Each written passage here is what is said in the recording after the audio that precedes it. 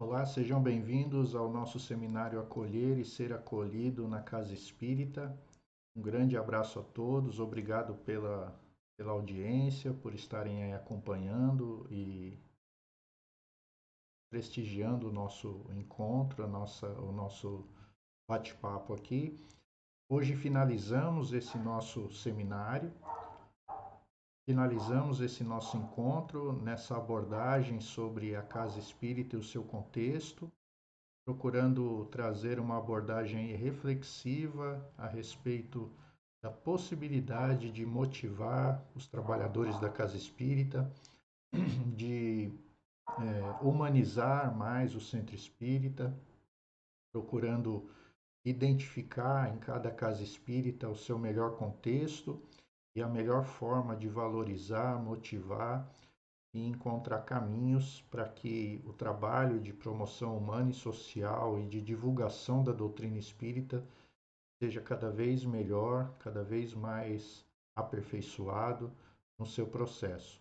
Isso é um trabalho que depende de cada trabalhador, né, de cada integrante da casa espírita, e a nossa abordagem aqui é procurar levar, né, uma reflexão para que cada um possa identificar aí no seu centro, na casa espírita, o que pode ser melhorado, o que pode ser modificado, no sentido também de ajudar cada trabalhador e também levar ao frequentador uma ideia mais real, não é, e mais ampla das possibilidades e dos limites de uma casa espírita. Meu nome é Pedro Coelho, sou colaborador da Casa Espírita do Centro Espírita Caibachutel, da Vila Augusta de Guarulhos, onde originalmente nasceu esse encontro, esse seminário, e agora estamos gravando ele em vídeo para levar e oferecê-lo também a outras casas que queiram refletir sobre essas abordagens que nós aqui tratamos. Então, nós vamos falar novamente sobre o tema Casa Espírita, não é? Hoje nós vamos tratar sobre os dois últimos tópicos, as duas últimas reflexões que nós tratamos nesse nosso encontro. Como a gente sempre inicia, né? A gente lembra aí das reflexões que nós estamos trazendo nesse nosso seminário. Como eu disse, não é um seminário que busca dar uma visão técnica ou formar administradores de casas espíritas, não é esse o propósito. Até porque eu considero que tem gente até muito mais experiente do que eu e com mais vivência do que eu nesse aspecto, embora eu tenha acompanhado de perto e vivenciado de perto isso com muitos companheiros de jornada espírita, mas sem dúvida existem pessoas aí com muito mais conhecimento na questão administrativa, burocrática, não é? E operacional de uma casa espírita do que eu. Então, o propósito aqui não é esse, não é? Na verdade, o propósito aqui é estimular a reflexão para tentar enxergar pontos a serem melhorados no relacionamento da casa espírita, né, entre os seus trabalhadores, frequentadores, dirigentes, e como a gente pode buscar isso dentro de um processo de aperfeiçoamento contínuo. Então, no nosso primeiro encontro, a gente falou sobre o acolhimento e a compreensão, né? Como acolher aquele que chega à casa espírita, como compreender as relações humanas dentro da casa espírita. Na nossa aula anterior, no nosso vídeo anterior, a gente falou sobre a motivação, né? E essa motivação através de uma liderança participativa e facilitadora, e descobrir potencialidades, talentos e pontos fortes naqueles que já atuam na casa e naqueles que querem, porventura, também atuar e contribuir com a casa espírita. E hoje a gente finaliza falando sobre a capacitação dessas pessoas, né, e o compartilhar resultados. Então vamos aí à nossa reflexão de hoje, né, entrando no aspecto de capacitar. Nós finalizamos o nosso encontro na aula anterior, no vídeo anterior, dizendo o seguinte, né? Que a gente tem que deixar as pessoas à vontade para que elas se encaixem e se encontrem na tarefa que é mais adequada a elas dentro do centro espírita. Então, lembram-se lá no começo que a gente mostrou aquela série de processos, de departamentos que existem na casa espírita, né? E a gente chegou a um consenso de que em todas elas sempre haverá demanda, porque a demanda é sempre maior que a oferta de recursos humanos dentro da casa espírita, né? A demanda é sempre maior que a oferta de voluntários. Se a demanda é sempre maior que a oferta de voluntários, a gente pode pensar que eu posso abrir essa possibilidade de deixar que a pessoa, né, que o indivíduo, ele veja em qual área ele consegue, ele se sente mais à vontade em ajudar. Mas a partir do momento que é feita essa identificação, que ele se sente à vontade, que ele diz assim, aqui eu me sinto apto a ajudar, a contribuir com a casa espírita, não pode se deixar levar em conta, né? Não pode deixar de lado o aspecto da preparação, né? De capacitar essa pessoa. Porque, como eu falei, o fato de ser uma casa espírita, de ser uma instituição de voluntariado, de trabalho voluntário, né? De que as bases da doutrina falam em caridade, em amor ao próximo, em boa vontade. Então, isso são premissas, né, princípios para que a pessoa comece um trabalho na casa espírita, quer dizer, o desejo de ajudar, a boa vontade, a disponibilidade, mas não para aí, né? Existe também uma responsabilidade, então existe um preparo, um treinamento, então nós precisamos capacitar essa pessoa. Então, mesmo ela motivada, comprometida, né? Esse trabalhador ele precisa ser preparado e capacitado para o processo.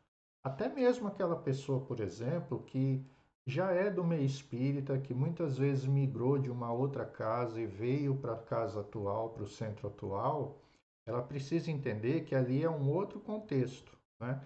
É uma outra, ainda que seja uma casa espírita, é um outro grupo de relacionamento, né? Um outro protocolo, uma outra forma, uma outra ordem de operacional. Então ela precisa se integrar dentro desse processo. Ela precisa ser preparada, né?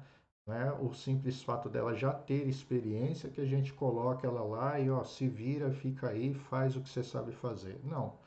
A gente tem que dar um respaldo para essa pessoa, ainda que ela tenha conhecimento, para que ela se sinta integrada e para que ela entenda bem como a tarefa deve ser feita, né? Então, a mesma coisa eu ser uma pessoa que dou palestra em vários centros, e por causa disso eu chego num determinado centro espírita, né, e eu vou dar a palestra da forma que eu sei dar, com o tempo que eu tenho que falar, sem entender qual o contexto geral do trabalho naquele dia, né? Então eu tenho que respeitar os horários, respeitar uma sequência ali, né, do dirigente, de como é desenvolvido o trabalho na casa espírita. E isso em todas as tarefas a gente tem que perceber isso. Então, quais são os preparos necessários, né, para essa capacitação? Bom, o primeiro deles, né, fundamental, é o estudo da doutrina espírita.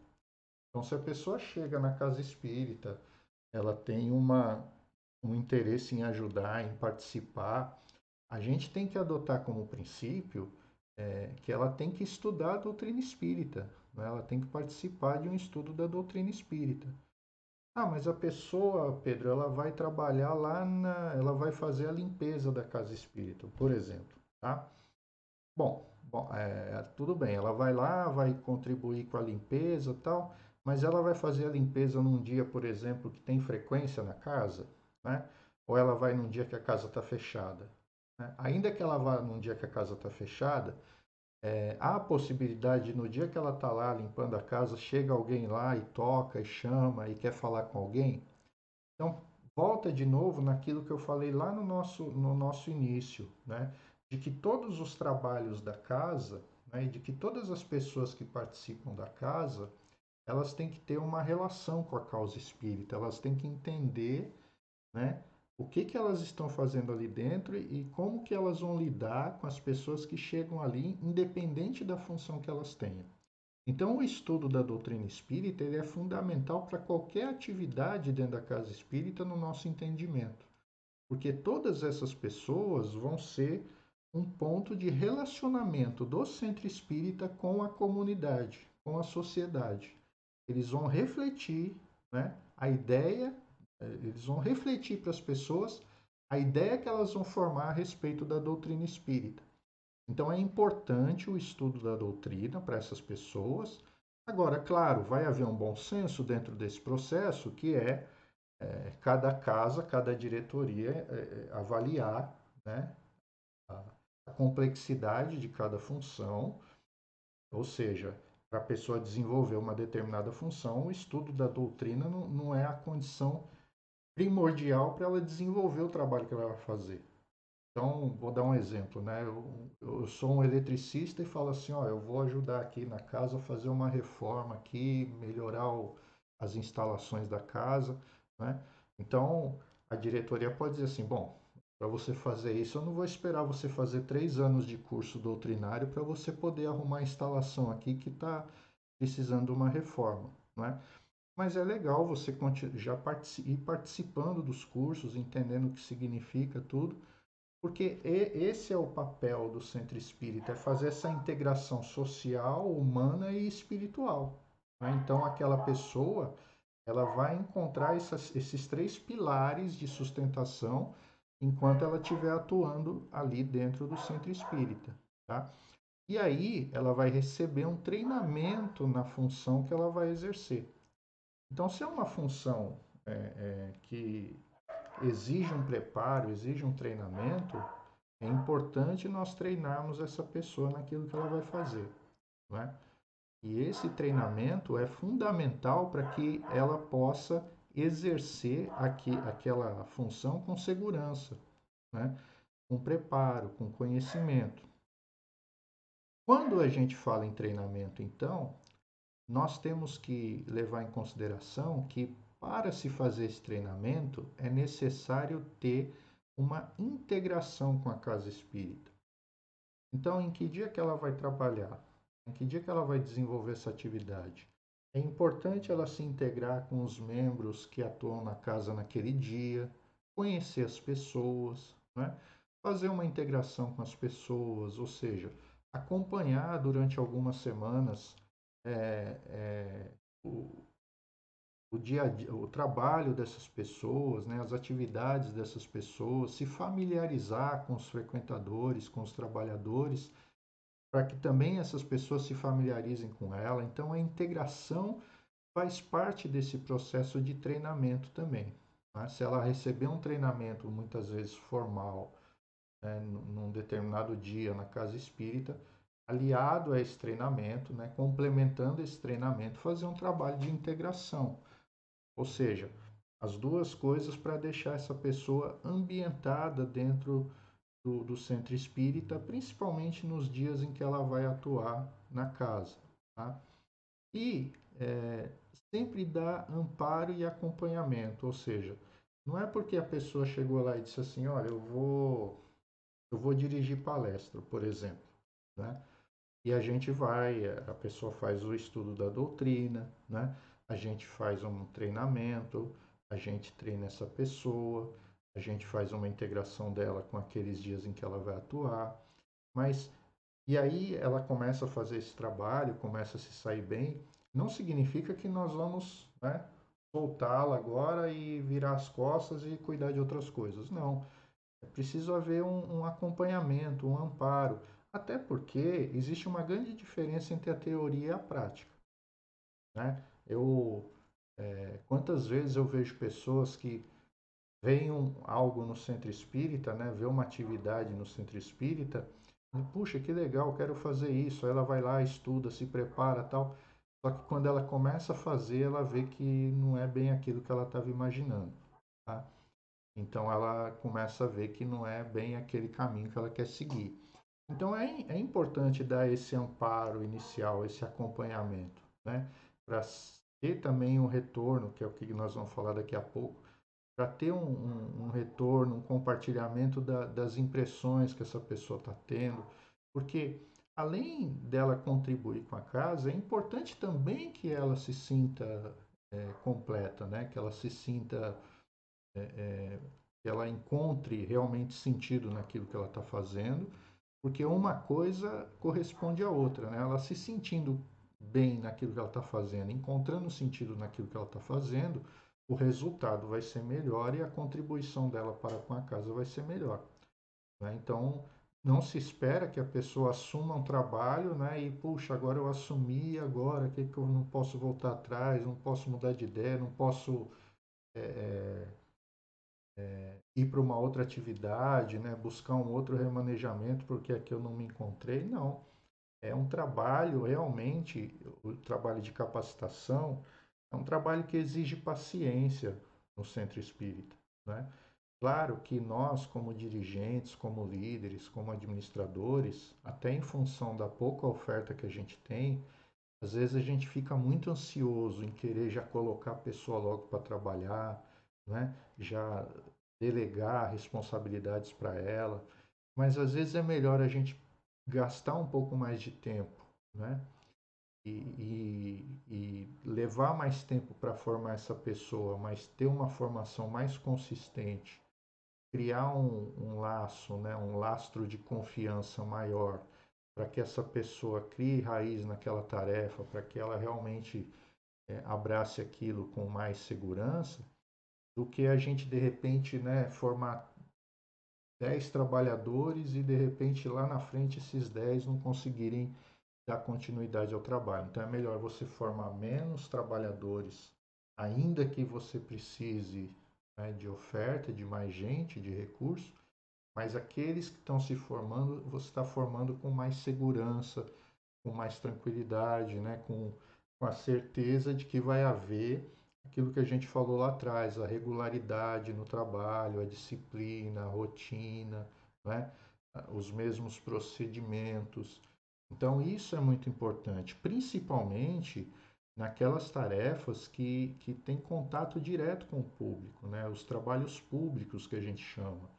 Porque nesses trabalhos é muito importante que haja rotina, que haja procedimento, que haja regularidade, né? Que as pessoas vejam que existe um padrão de trabalho, que todo mundo segue aquele padrão, né?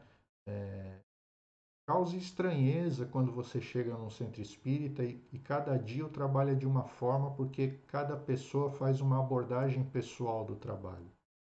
Então é importante que se pense que na casa espírita, não é? Embora a gente fale em ambiente humano, fraterno, né?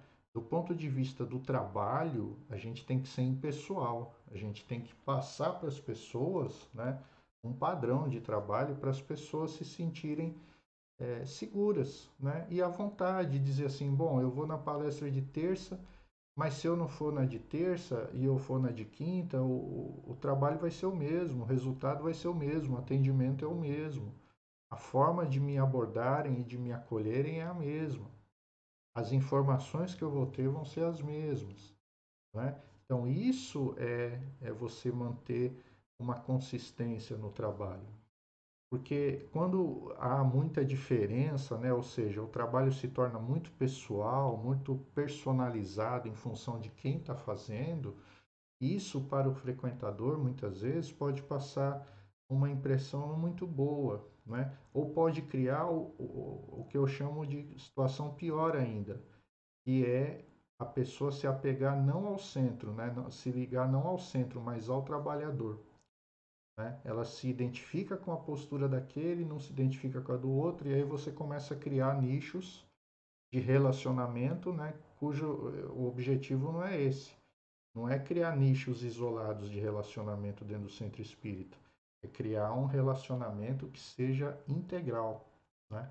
A ideia, a, a expectativa ideal, que eu chamo dentro do centro espírita, era uma situação em que tanto frequentadores quanto trabalhadores se conhecessem plenamente, ao ponto de que se um dia chegar alguém diferente na casa espírita, todos perceberem.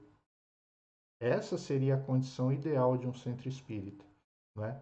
Aquela em que as pessoas estão tão integradas, já estão tão acostumadas e familiarizadas umas com as outras e já sabem toda a rotina e tudo que vai acontecer, porque não há surpresas, não há personalismos, não há particularizações, de tal forma que quando alguém chega, essa pessoa é imediatamente acolhida por quem quer que seja, seja frequentador, seja trabalhador, porque o conceito, a cultura, a atmosfera proposta pela casa espírita já foi absorvida por todas as pessoas que ali estão.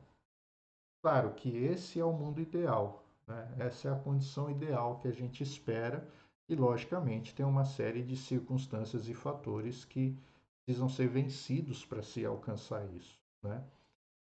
E a doutrina ensina isso para a gente, como a gente vencer esses fatores. Mas os aspectos principais da capacitação são esses que a gente está mostrando aí, né? A doutrina espírita ela é imprescindível, ainda como eu disse, que o trabalho que vai ser desenvolvido não dependa diretamente dela, é importante que todos estudem a doutrina espírita, que todos levem esse conhecimento, porque mesmo que ele não vá usar esse conhecimento no seu trabalho dentro da casa espírita, ele precisa ter esse conhecimento para a sua vida, para a sua existência. Porque senão não faz sentido eu colocar alguém ali para me ajudar na casa espírita e a casa espírita não lhe dá contrapartida nenhuma. A contrapartida que a casa espírita tem que dar para uma pessoa é doutrina espírita, né? E não doutrina espírita como formação acadêmica, mas como uma formação humana, uma formação para a existência dela, né? Para a vida social dela, para o dia a dia dela. Tá? Então, essa reflexão que a gente tem que levar adiante conosco. E aí, vários fatores vão influenciar o tempo para ter essa capacitação, né, de alguém para uma função na casa espírita. Como eu disse, primeiramente a experiência do colaborador, né, da pessoa que está se predispondo a auxiliar.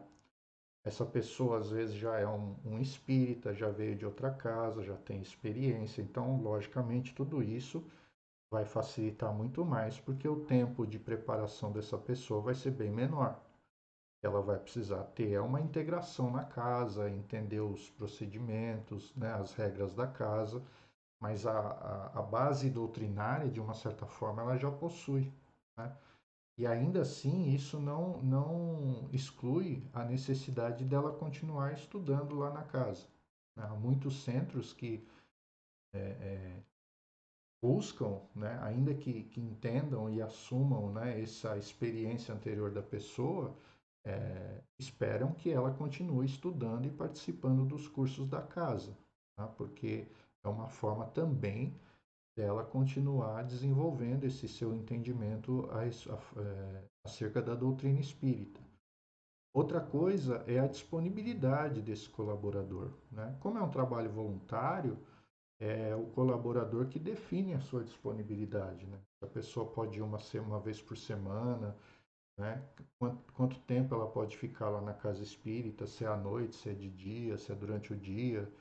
Né? Então, isso aí também vai ser um fator que vai determinar quanto tempo vai levar para essa pessoa ser treinada. E isso tem que ser levado em consideração. Tá? A complexidade da tarefa. Uma coisa é você dizer assim, olha, eu vou preparar essa pessoa para ela ir lá organizar a mesa lá com a água, na saída do passe, orientar as pessoas por onde elas entram, por onde elas saem, né? Entregar um panfleto, dar um recado. Ou não, essa pessoa vai dirigir uma palestra, né? Vai receber as pessoas ali no salão, vai dar informações, vai dar recados, né? Vai acompanhar o palestrante, vai ligar para o palestrante para saber se ele vem, se ele não vem, para pegar. Então, dependendo da complexidade da tarefa, também isso vai determinar mais ou menos tempo na preparação desse indivíduo, desse colaborador. Né? Então, de novo, a gente volta a falar da questão da paciência, né? Do tempo, dar tempo ao tempo, não tentar precipitar as coisas. É tão difícil a gente encontrar alguém predisposto a ajudar, a colaborar na casa espírita. Então, nesse momento que a gente encontra, a gente não pode ter a pressa de já querer colocar a pessoa, né, para gerar resultado, para não integra ela até como forma desse tempo também perceber o quão comprometida essa pessoa está com aquilo. Porque, como eu disse, às vezes no entusiasmo, muita gente chega na casa espírita querendo trabalhar. Isso é muito comum, né? Parece até uma ironia, né? A gente falar que não tem gente querendo recurso para trabalhar e ao mesmo tempo dizer que tem gente que chega entusiasmada. E tem mesmo. Né? Mas esse entusiasmo muitas vezes ele é momentâneo, porque é como eu disse, na medida que ela percebe, né, que é um trabalho que exige uma rotina, né, que exige uma regra, que exige um procedimento, a pessoa começa a perceber que talvez não era aquilo que ela estava imaginando. Então, às vezes, esse tempo de preparação, de capacitação, ele é importante até para o próprio dirigente, para o próprio facilitador que está treinando, perceber se realmente aquele trabalho vai vingar, né? Se aquele colaborador vai vingar ali naquela tarefa, ou se ele não vai se sentir ainda seguro, estável para seguir naquilo. O próprio facilitador tem que ter a sua disponibilidade, né, em poder treinar. Então, nem sempre a casa também vai ter pessoas com disponibilidade para treinar naquele dia, naquele momento. Então, às vezes vai ter que se formar grupos de treinamento, né? Porque o facilitador ele tem disponibilidade naquele dia específico. Então, tudo isso tem que ser levado em conta, né? Agora, acima de tudo isso, e é uma coisa que às vezes as casas espíritas não se dão conta, é se a tarefa em que eu estou treinando aquela pessoa está bem definida na casa espírita. Vocês se lembram quando eu falei assim que uma pessoa às vezes chega na casa espírita num dia, o trabalho é feito de uma forma, ela chega no outro dia, o trabalho é feito de outra forma, né? E o trabalho é o mesmo. Só que dependendo das pessoas, a abordagem, a forma de conduzir o trabalho é diferente. E por que que às vezes acontece isso? Uma parte eu falei, às vezes é pelo próprio personalismo da pessoa, né, que acaba interferindo no trabalho. E esse é um problema que tem que ser trabalhado dentro das casas espíritas. E cada trabalhador tem que ter consciência disso. Eu não estou ali para fazer do meu jeito. Eu estou ali para fazer da forma que foi definida no planejamento da casa. Agora, tirando a questão do personalismo, às vezes o personalismo entra em cena porque muitas vezes a casa não deixou a tarefa bem definida como tem que ser feita. Né? Eu chego para a pessoa e falo, ó, você vai lá e dirige a palestra, tá? Você faz a prece, você agradece as pessoas, você dá os seus recados, né? Vê os recados que tem para dar, tal. Quer dizer, eu estou falando que tem que ser feito. Agora, como tem que ser feito? Onde a pessoa vai buscar essas informações? Como ela vai buscar?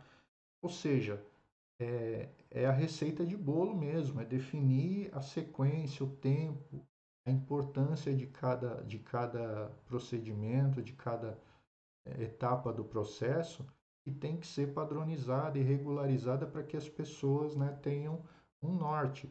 Então, quando você tem isso bem definido, fica mais fácil treinar as pessoas, porque eu sei naquilo que elas precisam ser treinadas. Né? Eu não vou treinar segundo o meu ponto de vista, conforme o meu ponto de vista. Eu vou treinar baseado num procedimento. Né? Então, de repente, a gente vai buscar dentro do centro espírita pessoas que têm facilidade para documentar um processo, né? Para escrever um processo e dizer assim, olha, um trabalho de palestra pública ele tem que ter essas etapas, né? Tem que ter esse fluxo, tem que ter esse tempo, né? Para que as pessoas tenham uma orientação, olha, a palestra dura tanto tempo, né? O passe dura tanto tempo, o passe é depois disso daqui, isso aqui vem primeiro. Eu sabendo tudo isso, fica muito mais fácil eu fazer o treinamento. Então, muitas vezes o treinamento ele não é eficaz porque a tarefa não está bem definida. Eu preciso primeiro definir bem a tarefa. Tá? Então, a casa espírita tem que olhar para esses aspectos, né, dos seus processos mais importantes, que ela considera mais importantes, e traçar ali uma estratégia, né, um roteiro de trabalho e procurar padronizar esse roteiro para que todos aqueles que vão desenvolver essa tarefa, eles saibam muito bem o que deve ser feito, como deve ser feito e quando deve ser feito, né? E através disso, através desses processos, fica muito mais fácil treinar quem chega para realizar esse trabalho, tá? Então, essa é a perspectiva da capacitação dentro do centro espírita, né? Bom, e aí a gente entra no aspecto do compartilhar.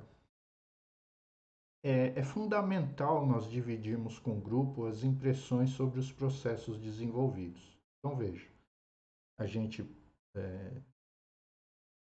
a gente motiva, a gente prepara, né? A gente capacita, a gente treina e a gente observa. E na medida que a gente observa, a gente colhe os resultados e compartilha isso com as pessoas, né?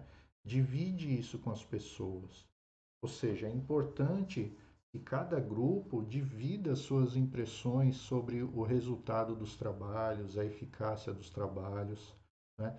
Seja esse resultado satisfatório, excelente, pleno, seja ele abaixo da expectativa, né? Para que as pessoas possam se posicionar, se localizar dentro desse processo e ver o que pode ser melhorado, né?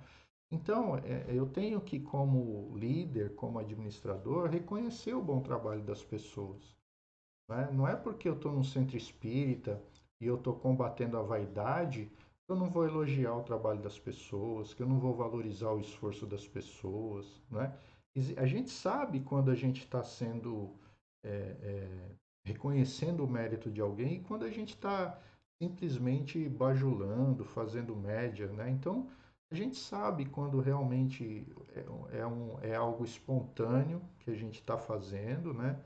E mostrando o esforço da pessoa, e quando é algo só para, né, criar um floreio ali. Não é, o objetivo não é esse. O objetivo é estimular as pessoas, né? É mostrar que, ainda que não seja um trabalho maravilhoso, o esforço da pessoa tem que ser valorizado. Até para que ela possa melhorar, para que ela possa buscar, né, uma melhoria contínua. Então a gente tem que reconhecer o trabalho das pessoas, coletivo, individual e coletivamente, né? Elogiar o grupo, agradecer o grupo e agradecer individualmente, né? Então, em relação ao grupo, é, exaltar o trabalho, né? Exaltar o resultado geral que o grupo alcançou, agradecer sempre a presença das pessoas, o esforço das pessoas, porque pensem bem, né? Uma pessoa que trabalha o dia inteiro, que tem a sua família, né? Que tem lá suas preocupações diárias, que tem as suas dificuldades. E a pessoa se predispõe, além de tudo isso, a ir às vezes à noite para uma casa espírita, né, a pegar ônibus, a pegar condução, ou a ir com o seu carro mesmo, ou às vezes ir de carona, ou ir a pé, para ficar lá às vezes até 10, 11 horas da noite, dependendo do como é o desenrolar do trabalho, né? A gente tem que chegar periodicamente e valorizar isso, agradecer isso, né? Mostrar para as pessoas que isso é importante, que isso está sendo muito gratificante para a casa espírita, aquele esforço da pessoa ali, né?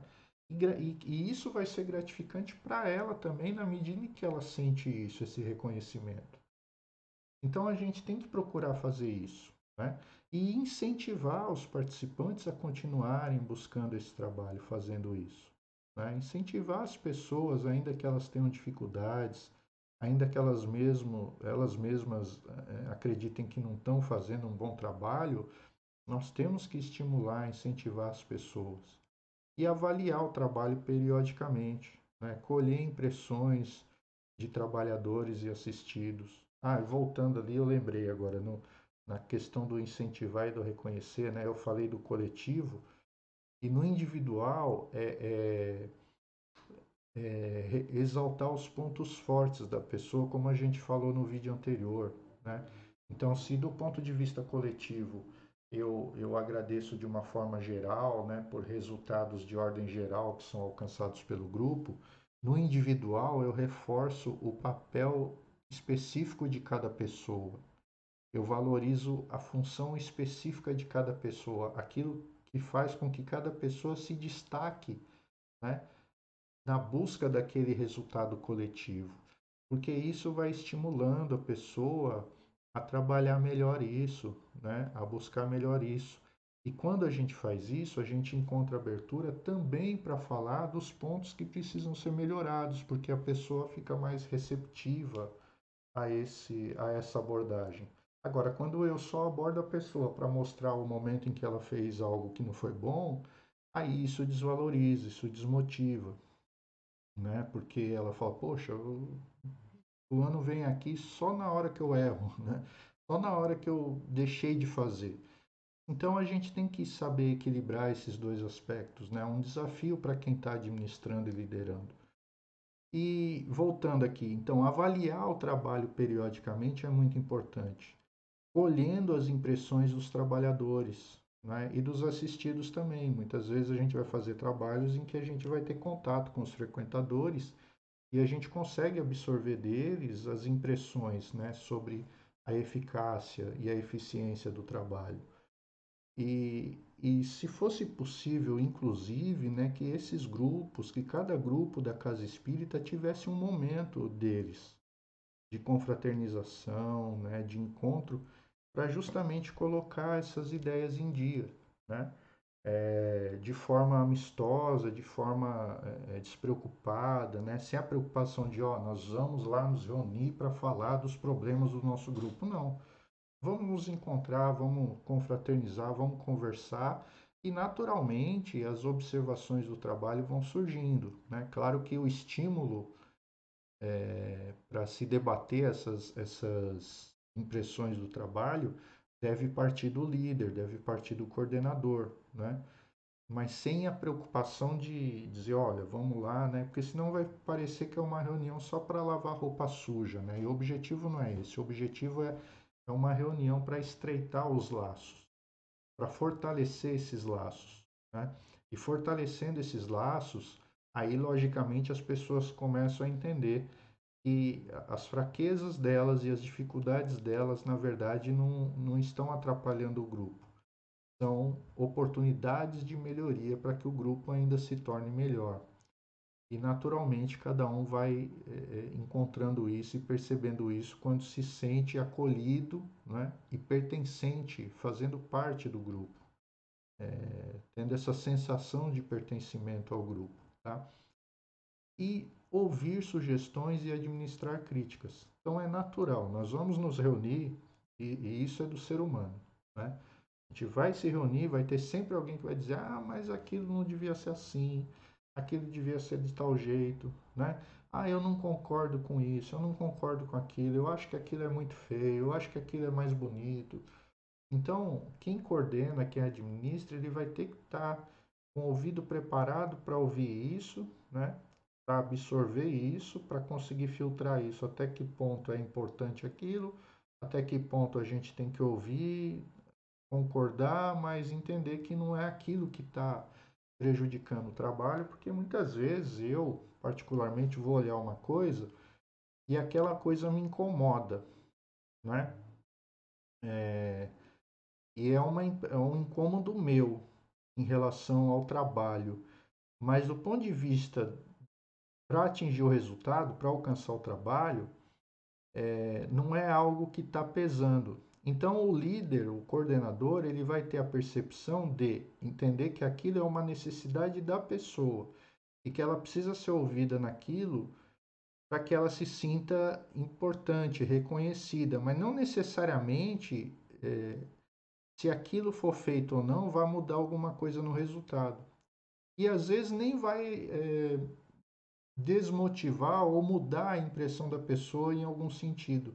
Mas simplesmente o fato de eu ouvi-la e de eu dar atenção à preocupação dela já cria um bom resultado no relacionamento com o grupo. Né? Eu demonstrar que faz sentido, que é justo aquilo, que se houver oportunidade, aquilo vai ser atendido. A gente vai tentar fazer com que aquilo possa ser realizado, né? Porque é algo que não vai impactar no resultado do trabalho, mas de repente pode trazer uma satisfação pessoal para a pessoa, no sentido de que ela foi ouvida na sua opinião, tá? Então, sempre dar retorno às pessoas sobre os resultados do trabalho, sejam bons ou ruins, né? As pessoas querem ter essa sensação, essa percepção. E isso vai acontecer muitas vezes em trabalhos que a gente faz, né? Vai ter dias que o trabalho vai fluir de uma forma maravilhosa e tem dias que parece que não vai, que se arrasta, né? E a gente tem que compartilhar essa sensação com as pessoas para que as pessoas também se identifiquem e se localizem dentro desse processo, né? Para que elas entendam o dia que foi bom, o dia que não foi, o dia que precisa ser melhorado, tá? Então, compartilhar é muito importante para que as pessoas se sintam parte do processo da casa espírita, para que elas se sintam realmente trabalhadores da casa espírita, né? É muito impessoal e muito triste se uma pessoa vai toda semana, faz o seu trabalho e ela não sabe se estão gostando, se não estão gostando, se está funcionando, se não está funcionando, né? Às vezes, dependendo da forma como ela faz o trabalho, ou no dia que ela faz, por exemplo, ela não tem contato com os dirigentes, ou os dirigentes não estão presentes. Então é importante uma ligação, saber como é que foi, se está tudo bem, como é que correu o trabalho, né? Então cada um tem que encontrar um meio de compartilhar essas impressões para que esse compartilhamento surta efeitos no trabalho motivacional e de aperfeiçoamento da casa espírita, ok? Bom, então compartilhar também é levar ideias novas para serem estudadas pela casa. Então veja, a gente falou do compartilhamento em relação do líder para com o liderado e agora o compartilhamento por parte do liderado, né? Eu sou alguém que trabalho na casa e tenho ideias que eu quero também falar, que eu quero passar para casa, né? É importante isso? Claro que é importante, né? Às vezes eu estou vendo uma coisa que muita gente que está ali há anos não enxerga, mas eu tenho que pensar em algumas premissas para fazer isso. Primeiro, eu preciso apresentar ideias para casa que sejam viáveis, né? Que sejam possíveis de serem realizadas. É muito comum, às vezes, as pessoas, também movidas pelo entusiasmo, darem ideias muito boas para casa, mas fora da realidade da casa, né? Fora do contexto em que a casa está. Muitas vezes a casa não dispõe daqueles recursos para aquilo que a pessoa quer fazer.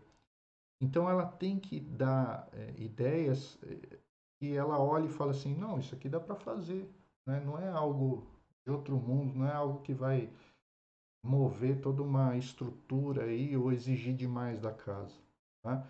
Ela tem que oferecer ideias viáveis. Ela tem que fazer parte do processo, né? Dar ideia, levar ideia, não é só chegar lá, jogar ideia, virar as costas e falar, ah, tá vendo, eu sugeri, ninguém fez. Não.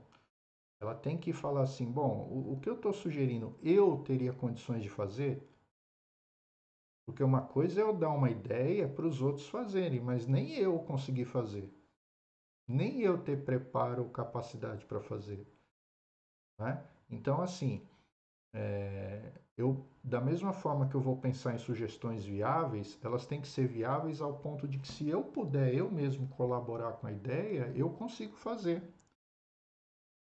Eu me lembro de uma história, por exemplo, de uma pessoa que tinha no centro espírita e toda semana chegava para o presidente da casa e falava assim, escuta, ó, eu achei que aquele quadro ali ele tinha que ficar do outro lado, porque a pessoa chega no centro, ela não vê o quadro, né? Se colocar o quadro ali, vai ficar melhor, né? Outro dia ela chegava e falava, ó, porque essa lâmpada aqui, a potência dela não é adequada para a iluminação, acho que devia pôr uma lâmpada assim e tal, tal. Toda semana ele dava alguma ideia, né? Ele dava alguma sugestão e o presidente ouvindo, né? Aí um dia ele chegou e falou, olha, eu acho que a mesa da água, ela não tinha que ficar desse lado, ela tinha que ficar do lado de lá, porque a pessoa sai por aqui e tal. Ele falou, ok, faz o seguinte, pega a mesa para mim, coloca lá. O presidente disse isso, né? E já pega a água e coloca também, porque aí você vê a melhor forma que tem para ficar. Aí ele olhou assim, então falou, ah, tá bom. Aí foi lá, pegou a mesa.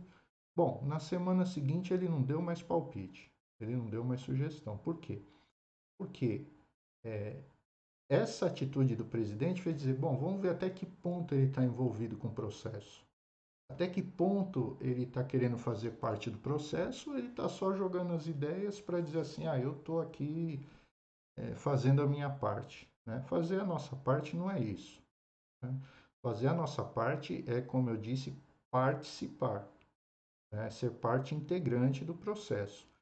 E também, quando a gente dá ideias, a gente entender os prós e os contras da casa. Se lembram que eu falei lá no começo da questão do administrador, do presidente, né? E que eu até fiz um meia-culpa em relação aos presidentes de casa espírita, quando eu disse assim, às vezes a gente vê um presidente de uma casa espírita há muito tempo numa casa e a gente acha que é a pessoa que não quer sair daquele posto, né?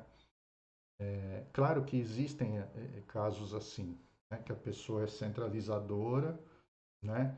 Ela e às vezes o poder, a vaidade faz ela se sentir, né, dona daquilo ali, dona do centro, os chamados donos de centro espírita. Mas eu diria que não são todos os casos. Né? Muitas vezes a pessoa está ali por anos e anos porque ela não consegue, né, encontrar um perfil que tenha esse entendimento de que a casa espírita exige muitas responsabilidades. Não só a responsabilidade do operacional ali, do dia a dia, mas as responsabilidades que extrapolam para fora da casa. Né? Cuidar de alvará, cuidar da segurança da casa, né? Cuidar de todos os trâmites legais que o governo, que o Estado exige para que aquela casa funcione. Então, às vezes quem vem de fora vem só com a visão ali do momento, né? Do que está se fazendo ali naquele trabalho, mas tem o que extrapola, né? Que, o que exige do dirigente que ele se preocupe até quando a casa está fechada naquele dia, né? E ele tem que cumprir determinadas obrigações. Então, quando eu falo em prós e contras, é essa pessoa ter compreensão disso, né? Que às vezes ela vai apresentar uma ideia e o administrador da casa ele vai mostrar um outro aspecto que a pessoa não está vendo, né? Então, vou dar um exemplo. De repente, eu sou um profissional da saúde, né? Eu sou um psicólogo, eu sou um médico, eu sou um dentista, e eu falo assim, não, eu vou vir aqui, vou fazer um trabalho, vou atender as pessoas, tal, né? Então, legal, ótimo, né? A gente precisa disso, a sociedade precisa disso. Mas quais são os trâmites legais para fazer isso, né? Tem que ter todo um aparato jurídico ali para ver se isso daí, se a pessoa pode exercer esse trabalho ali de forma voluntária, né? Sem que próprios órgãos que cuidam da profissão dela não tenham alguma restrição quanto a isso. Ou às vezes a casa não vai dispor de recursos para essa pessoa, né? A pessoa precisa de repente de uma sala específica, de um ambiente específico, né? A casa não vai conseguir oferecer esse recurso para ela. E aí entra um outro aspecto também que eu já falei aqui, né? É a questão de muitas vezes essas pessoas, como a gente disse, ser empreendedora. Ela tem uma ideia, ela contagia a gente com aquela ideia, mas ela não segue adiante. Né? Então, muitas vezes a casa espírita fica um pé atrás porque a pessoa vem, e isso já aconteceu, e eu já vi em casas espíritas, a pessoa vem, um profissional, ou às vezes alguém quer fazer um trabalho específico, é uma ideia muito boa, é uma ideia inovadora, aí a pessoa vem e faz um mês, 2 meses, 3 meses, de repente a pessoa desaparece. Aí o que que acontece? A casa fica com a demanda, as pessoas estão ali para ser atendidas e você não tem mais o recurso para atendê-las.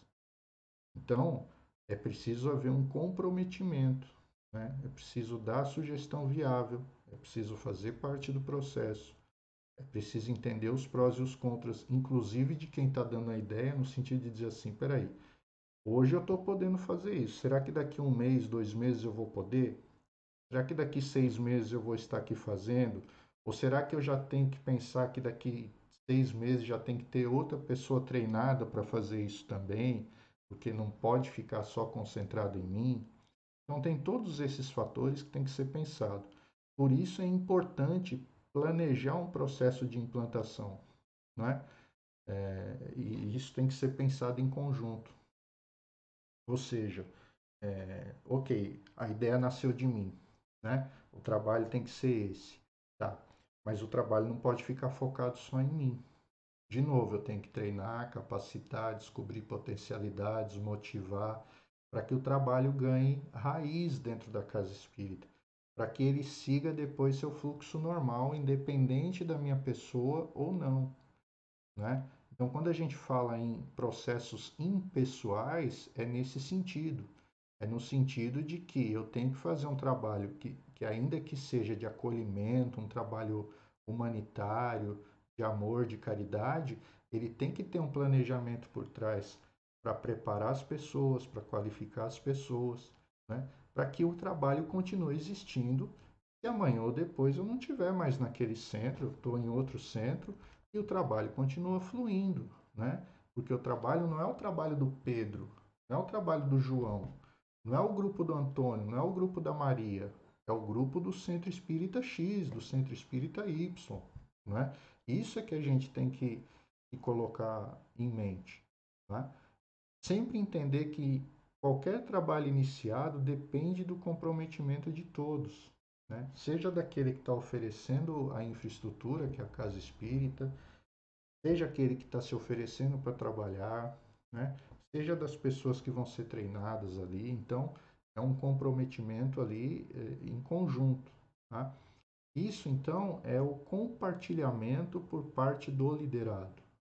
Então, a gente está procurando colocar essa reflexão de ambos os lados. Tá bom, muito bem. Fazendo aí um resumo daquilo que a gente conversou nesses três encontros, né? Nesses nossos três vídeos. Nós falamos primeiramente sobre a importância do acolhimento afetivo, né?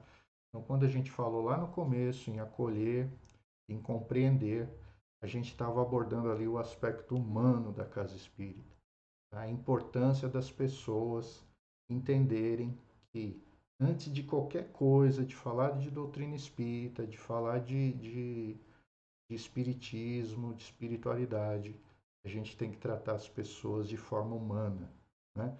E sem julgamentos, sem expectativas, né? Sem promessas, sem cobranças, ou seja, acolher essas pessoas, né? Não esperar, não cobrar nada delas, deixá-las à vontade, fazer o acolhimento afetivo, fazerem elas se sentirem importantes, se sentirem valorizadas, se sentirem afetivamente abraçadas dentro da casa espírita, né? O acolhimento afetivo. E numa segunda etapa, fazer o acolhimento social, ou seja, naquilo que a casa puder ajudar essa pessoa, até materialmente falando, né? Então, veja, eu fiz o acolhimento afetivo e essa pessoa se sentindo à vontade, ela vai poder mostrar suas dificuldades, né? Ela vai se sentir mais à vontade para mostrar o que ela busca. E muitas vezes, no mundo em que a gente vive, muitas vezes essa pessoa vai chegar realmente com necessidades materiais, né? Quantas famílias hoje desempregadas, pessoas aí de baixa renda, pessoas de comunidades pobres, que vão no centro espírita na busca de uma esperança. Então, logicamente, não é a função do centro espírita suprir materialmente essas pessoas, até porque muitas vezes o centro espírita não vai ter esse recurso. Mas naquilo que ele puder sanar, né, esses sintomas, ainda que de maneira imediata, instantânea, né, é importante, ou seja, fazer o acolhimento social. E na medida em que ele puder estender esse acolhimento social no sentido de tornar essa pessoa independente, ele tem que pensar nisso. Então veja, o que eu quero dizer é o seguinte: às vezes essa pessoa vai chegar com fome. Então o acolhimento instantâneo é o prato de comida, né? É o dar de comer, é o dar uma cesta básica, né? Isso pós o acolhimento afetivo. Mas isso não pode ficar só nesse processo, ou seja, no passo seguinte é começar a tentar identificar as possibilidades de tornar essa pessoa independente, né? Dela conseguir uma forma dela sair desse ciclo e ajudar. E esse é o que a gente chama de acolhimento social, que nada mais é do que a promoção humana e social no centro espírita, né? Que às vezes o centro chama de assistência social, eu prefiro chamar de promoção humana e social, ou seja, dar assistência, mas de uma forma que a gente consiga identificar meios, né? Qualificar essa pessoa para a sociedade, para que ela possa entrar na sociedade e encontrar um meio de sobrevivência, de dignidade que possa mantê-la, né? Então, esse trabalho. Então, percebam que até esse momento nós não falamos de espiritismo. O espiritismo vai ser a terceira parte, vai ser o complemento disso. Então, eu vou dar sustentação afetiva, sustentação social, né? E sustentação espiritual. Eu não consigo falar em sustentação espiritual se os outros dois pilares não estiverem bem sustentados, né? Eu só preciso tomar cuidado é de que uma coisa não garante a outra, né? Uma coisa não está dependente da outra, porque muitas vezes uma pessoa vai chegar sem essas necessidades afetivas e sociais, ela só quer estudar espiritismo, né?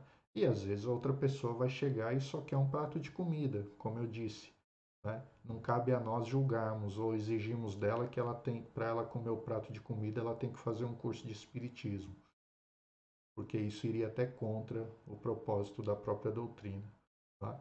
Mas entender que a nossa abordagem tentou buscar esses três aspectos dentro do centro espírita. Então, quais foram as lições aprendidas que a gente viu hoje? Primeiro, que o centro espírita é um grupo social de aprendizado contínuo, assim como é a nossa família, assim como é o nosso ambiente de trabalho. E ele exige de nós um preparo para entendermos que ali estão seres humanos falíveis, com as mesmas virtudes e fraquezas de qualquer ser humano que nós encontramos em qualquer outro grupo. E isso é o ponto básico, o ponto inicial para a gente poder desenvolver uma relação sadia dentro da casa espírita e proveitosa. A recepção no centro espírita ela demonstra o nível de assimilação da doutrina, ou seja, se eu receber bem as pessoas, se eu acolho as pessoas, né, com afetividade, com carinho, com respeito, eu estou traduzindo de forma prática aquilo que eu aprendo na doutrina espírita, tá? Um trabalho de integração dos novos trabalhadores deve ser considerado por cada casa espírita, né? É muito difícil a gente colocar trabalhadores sem fazer esse trabalho. Lógico que cada casa vai ver até que ponto, né, quais são os seus limites para poder fazer esse trabalho de integração. Mas algum trabalho ela precisa desenvolver de forma organizada para ela garantir a continuidade das suas tarefas e a qualidade das suas tarefas na casa espírita.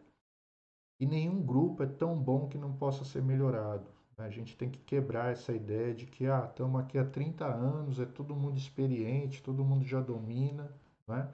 Não, sempre as pessoas que chegam têm ideias novas, o mundo muda, os contextos mudam, né? Aquilo que a gente fazia 5, 10 anos atrás talvez já não seja mais suficiente, então a gente precisa olhar e procurar se aperfeiçoar, tá? E todos possuem capacidade para ajudar e compartilhar, né? Nós não podemos descartar ninguém, nós temos que pensar que o centro espírita, como disse Larculano, é um ponto visual de convergência entre homens e espíritos, né?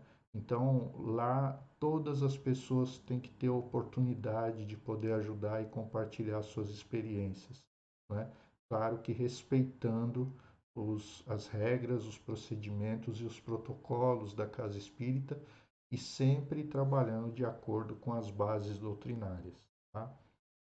Então, essas são as lições que nós deixamos aí como reflexão dentro desse nosso seminário, desse nosso encontro.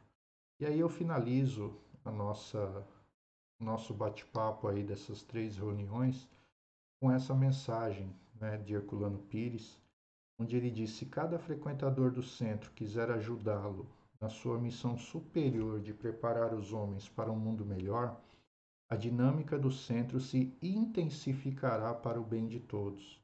Ou seja, se cada um estiver ali dentro, realmente tomar consciência de que é um elemento ativo, né, nessa promoção do centro espírita, na construção de um mundo melhor através da modificação das pessoas, da transformação das pessoas, o potencial do centro aumenta em relação à sociedade e à comunidade na qual ele está inserido.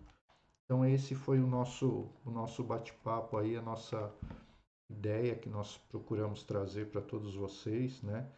Esperamos que possa ser útil para as casas espíritas, para os dirigentes, para os trabalhadores e até mesmo para os frequentadores que porventura venham assistir essas aulas, para que eles possam entender o contexto de uma casa espírita, né? Aquilo que a casa pode oferecer, aquilo que ela não pode oferecer, e que muitas vezes, se porventura algum frequentador se deparou com alguma situação que não foi feliz, que não foi satisfatória dentro da casa espírita, que ele possa entender que isso é parte da natureza e das falhas do próprio ser humano, né? E não da doutrina em si, porque o espiritismo é um só, o espiritismo é a doutrina, né, trazida por Kardec e pelos espíritos. Mas nós, seres humanos, buscamos essa doutrina, estudamos essa doutrina e tentamos aplicá-la. Nem sempre vamos acertar, nem sempre vamos conseguir atender a essa expectativa satisfatoriamente, mas na medida em que a gente tem compreensão e consciência disso, o trabalho se torna melhor, né? E as expectativas se tornam mais realistas e mais alcançáveis, né? No sentido de fazer a nossa vida melhor, de nós buscarmos um bem-estar espiritual para todos nós, sejam para aqueles que estão lá atuando na casa espírita, sejam para aqueles que buscam na casa espírita um alento, um conforto e um consolo.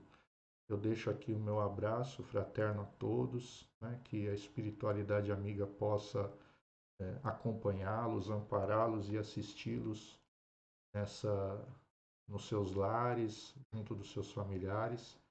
Continuem aí inscritos no canal, se inscrevam no canal do Centro Espírita Caibachutel, acessem o site, porque lá periodicamente nós vamos publicar outros cursos, outros debates de importância, né, e de interesse geral para frequentadores e trabalhadores da casa. Um grande abraço e até a próxima.